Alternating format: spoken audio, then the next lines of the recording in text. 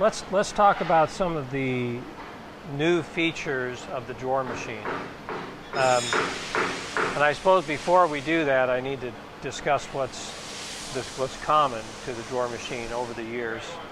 The drawer machine was designed to clamp all the sides, back, and front of a drawer squarely and tighten up the joints. And the initial machine's design accommodated rabbited and dadoed drawer styles. In recent years, it was modified to handle the non-jointed drawer configuration, and now we have a sequence clamping, an interior clamping setup to make it even easier to handle the non-jointed drawers. So first of all, to accommodate a non-jointed drawer, pads were installed on the inside of the drawer structure itself. And perhaps the best way to demonstrate their purpose in life is to put a couple pieces in. So for instance, if I take a drawer side and I put it in, there's nothing on the drawer feature itself, on the drawer side, that would locate the drawer back.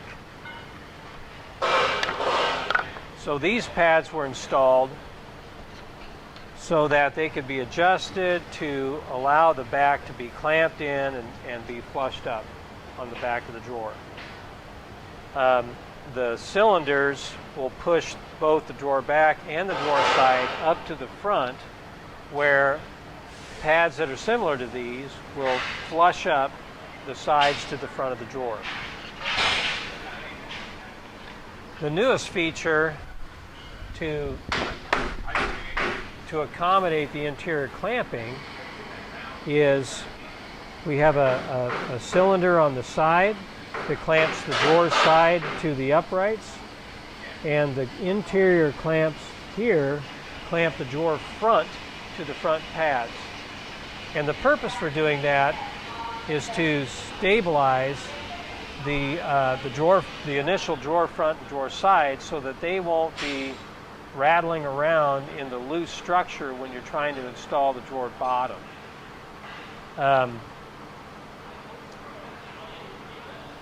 Then the next phase, obviously, is to put the other drawer side in, put in the drawer bottom, install the drawer back, and then do the final clamping where we clamp the cylinders in the back of the drawer and clamp along the side to close up the box, and then we fasten it.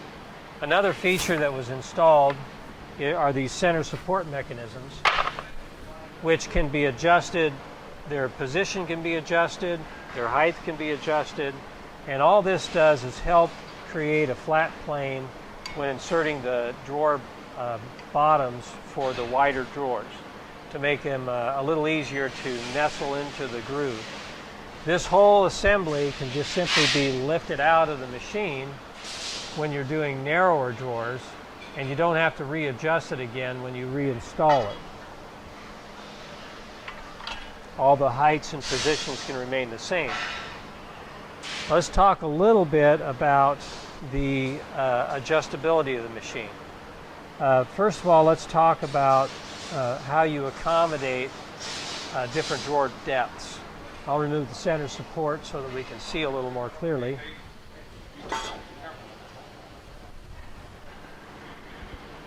We have two platens, well actually four, but two different types of platens for the drawer machine.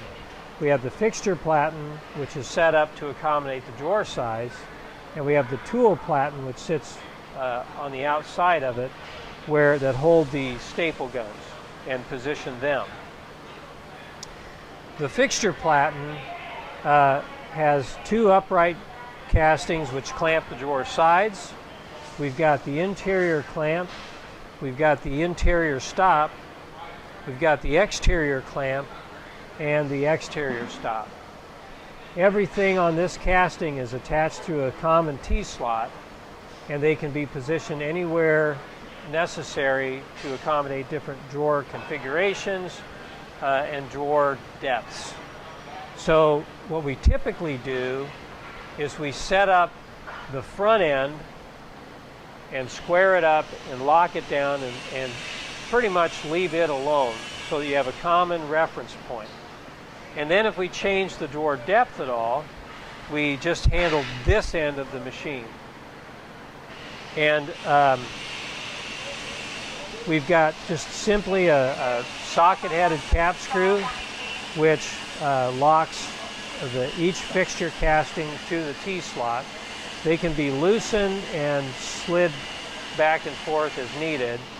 The upright does the same thing, and the exterior clamp, same thing, just a single screw. Just probably, well, might be a little easier to see here.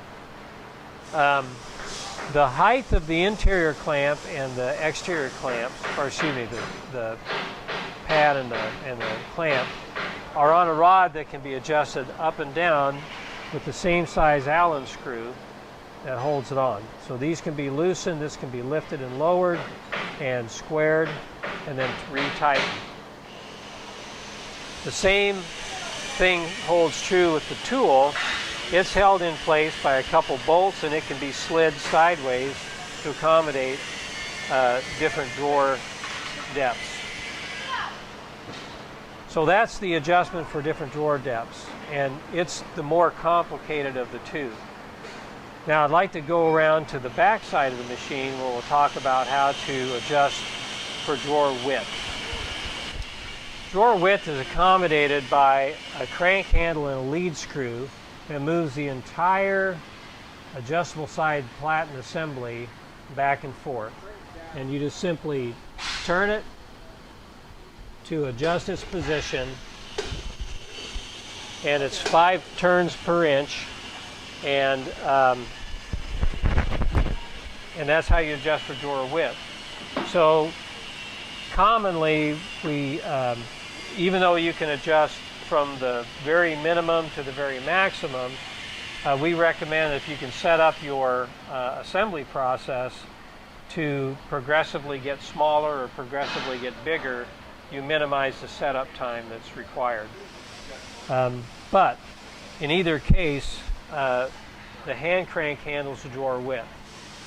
The drawer height, on the other hand, is automatically accommodated by the tool platen. You notice this orange sensor here. It is a non-contact capacitance proximity sensor, which will be on when some material's in front of it, and it's off when material's not in front of it. So when this entire tool platen raises to fasten the drawer, it carries this sensor with it, and it's constantly looking for the top, or actually the very bottom edge of the drawer side. As soon as it sees that, it ends its stapling process and will come back down. So drawer depth is automatically, drawer height is automatically accommodated by this sensor, and it just fastens until it runs out of material.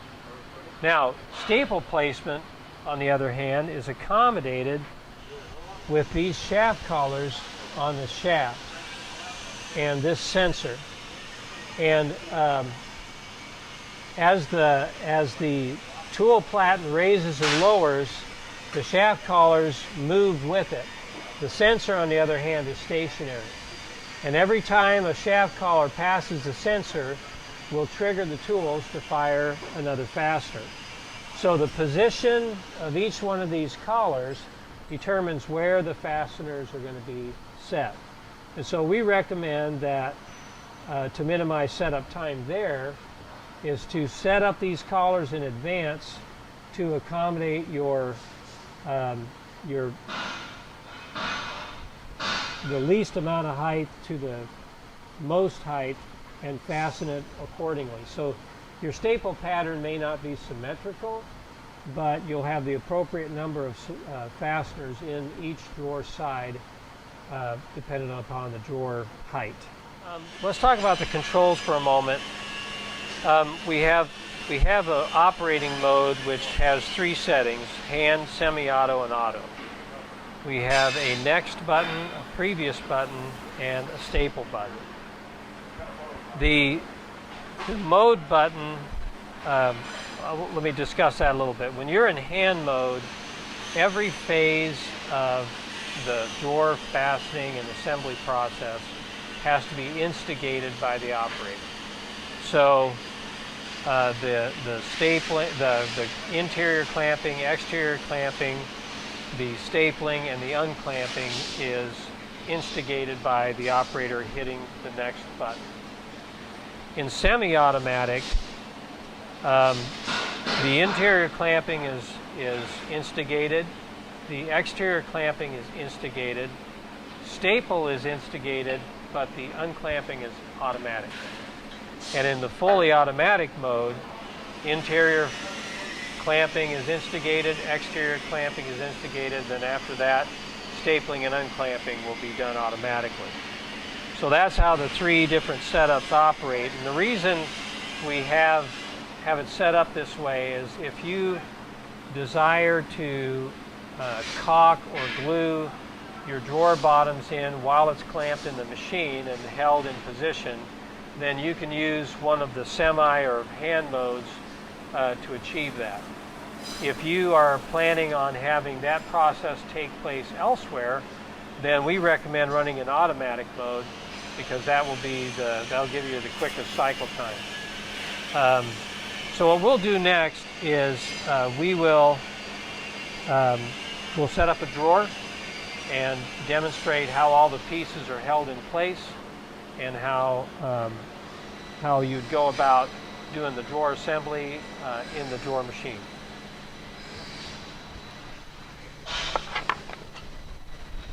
So the first step is we would go on the fixed side and we would take the drawer side and put it up against the front stop and against the side. And we would take the drawer front and put it into the corner and hit the next button. And what that did is it just clamped the interior clamps so that these 2 pieces are now held rigidly in the machine. There's no rattling, it's just held in. Then we drop in the next drawer side and put it up against the front. And you notice that this piece is loose, but we adjusted the side clamp so that it just, you have enough room to drop it in easily, but not fall over. And that allows us to take the drawer bottom and slide it in the groove. You notice the center supports are supporting the drawer bottom and allows us to get it into the grooves easier so that the drawer bottom can be assembled. Then the drawer back is put in between the drawer sides. And everything's all assembled but loose.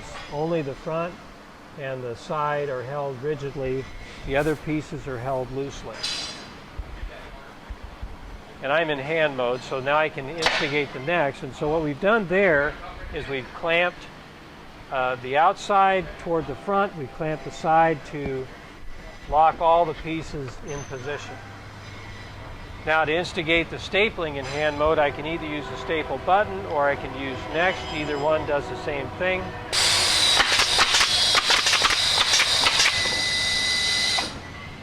And now I can hit the next button to unclamp the drawer. And at this point, like I said, you can caulk or hot melt the drawer bottom in if you wish, or just simply take the box out and set it offline to go into the next process. I think I'll cycle the machine once, the clamp mode, so you can kind of see what's happening here without a drawer in it, so you can see what moves. On the first clamp cycle, the interior side and the front 2 clamps extend to lock in the 2 pieces. On the next cycle, the outsides come in and the sides come in. I'll run through that again.